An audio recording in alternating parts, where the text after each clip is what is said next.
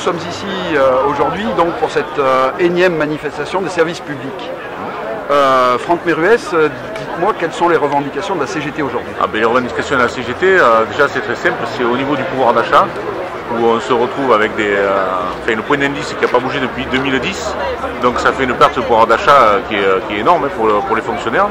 Et aussi il y a d'autres appels, notamment de la santé privée, pour tout ce qui est de lutte contre la précarité, la baisse du nombre de lits, c'est le public aussi d'ailleurs.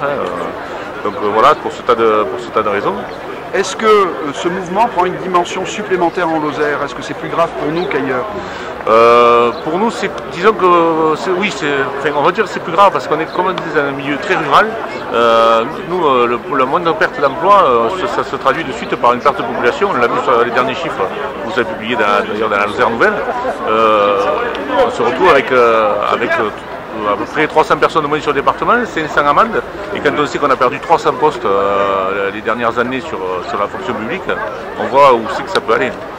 Vous êtes content, satisfait de la mobilisation d'aujourd'hui? Disons que oui, on est satisfait parce que ça fait quand même un petit moment qu'il n'y avait pas eu de mobilisation comme ça. Effectivement, les gens ont tendance à mieux répondre à nos revendications par soutien.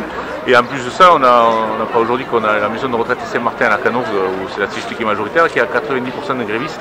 C'était leur première grève. Si vous n'êtes pas entendu, que va-t-il se passer? On va continuer à mobiliser parce que de toute façon maintenant on n'a plus trop le choix. On voit que le gouvernement de toute façon ne changera pas de politique. Donc là on va être obligé de continuer à mobiliser. Nous ça va passer au niveau départemental, on va créer un collectif pour la défense des salariés de Goodyear. Je pense qu'on le créera le 4 février, il faut qu'on le voit en bureau syndical, mais on va le préparer sur la journée du 4 février, qui est une journée nationale pour la défense des Goodyear. Monsieur Meruès, merci.